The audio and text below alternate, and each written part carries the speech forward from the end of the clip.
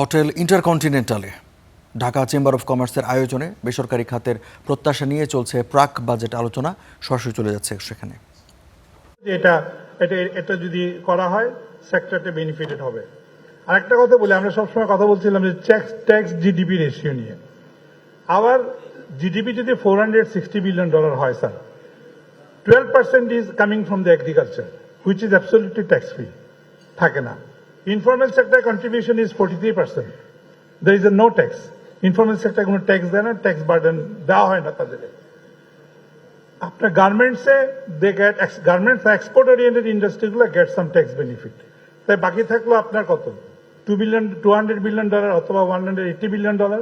এই $180 বিলিয়ন কিন্তু paying the taxes. So if you calculate the tax GDP ratio, you must consider the $180 billion থেকে আমি 7% দিচ্ছি, তাহলে এটা হবে কি, ইট উইল বি 14%। এই ট্যাক্স জিডিপি রেশিও কম কম বলে বলে স্যার প্রত্যেকবার যারা ট্যাক্স দিচ্ছে তাদের উপরে আপনি চরম বার্ডেন দিচ্ছেন। এবং এই যে ট্যাক্স জিডিপি রেশিওটা, আমার মনে হয় এই ক্যালকুলেশনটা প্রপারলি করতে হবে, দেখতে হবে। এটা আমাদের রিকোয়েস্ট আপনাদের কাছে। Thank you so much. আচ্ছা, আর বলার মধ্যে সুযোগ নাই। অশেষ ধন্যবাদ। আমি একটু রিকোয়েস্ট করবো সামনের বক্তাদেরকে, আপনাদের স্ক্রিনে কিন্তু টাইমটা দেখানো হচ্ছে, so I am bound by time frame. I'm really sorry. Thank you very much. Thank you for giving me the opportunity. এই পর্যায়ে আমি চলে যাব জনাব শামস মাহমুদ, সাবেক সভাপতি, Dhaka chamber of commerce and industries. আসন্ন জাতীয় বাজেটকে সামনে রেখে ব্যবসা ও শিল্প খাতের বর্তমান চ্যালেঞ্জ বিবেচনায় আপনি কি ধরনের নীতিগত সহায়তা প্রত্যাশা করছেন? Thank you chair. দেখেন, বর্তমানে যে মানে আমাদের বিজনেস যে ইকোসিস্টেম, দ্য রিয়ালিটি ইজ আমরা ব্যবসা করছি কার জন্য? আমরা ব্যবসা করছি ব্যাংকের জন্য, ইন্টারেস্ট ফেরত দিচ্ছি, অ্যান্ড এনবিআর এর জন্য ট্যাক্সটা নিচ্ছে। সো এই জিনিস থেকে বের হয়ে আসতে লাগবে, বিকজ এখানে আমি যদি এক্সপোর্ট মার্কেটের কথা চিন্তা করি, আরএমজি এর export has been down consecutively for the last 9 months। এটা কিন্তু কখনো হয়নি আমাদের। And what we don't realise, যে পলিসিগুলো নিচ্ছি, it has to be tagged up with reality. এখন বাস্তবতাটা কি? যেমন সামনে কিন্তু আমি এখনই বলে দিব যে সামনের দিনগুলোতে কিন্তু এক্সপোর্ট আরো ফল করবে।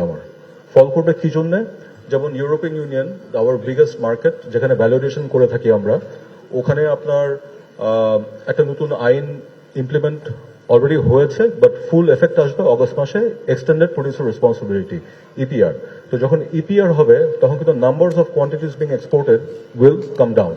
অ্যান্ড এটা কিন্তু খালি বাংলাদেশের জন্যই না, any market who exports to the EU, everyone will be affected, and all the other sectors will be affected, including leather, plastics, garments.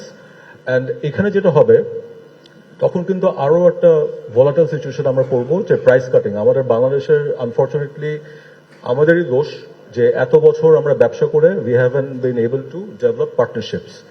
আমরা ওই পাকিস্তানে প্রাইস ধরেন যদি $2 হয়, আমি তখন 180 দিয়ে ওই প্রাইস বেনিফিট দিয়ে অর্ডারগুলো এখানে নিয়ে আসি। আমরা এইভাবে ব্যবসা করছি, and the result of this is এই প্রাইস পরের মধ্যে পড়া, ডাউনওয়ার্ড গ্রোথ। অ্যান্ড এখন the problems that we see, মানে যেটা আমরা এক্সপেক্ট করবো যে সামনে সরকার যাতে এগুলোতে অ্যাড্রেস করে, 1 নম্বর হলো যে আমরা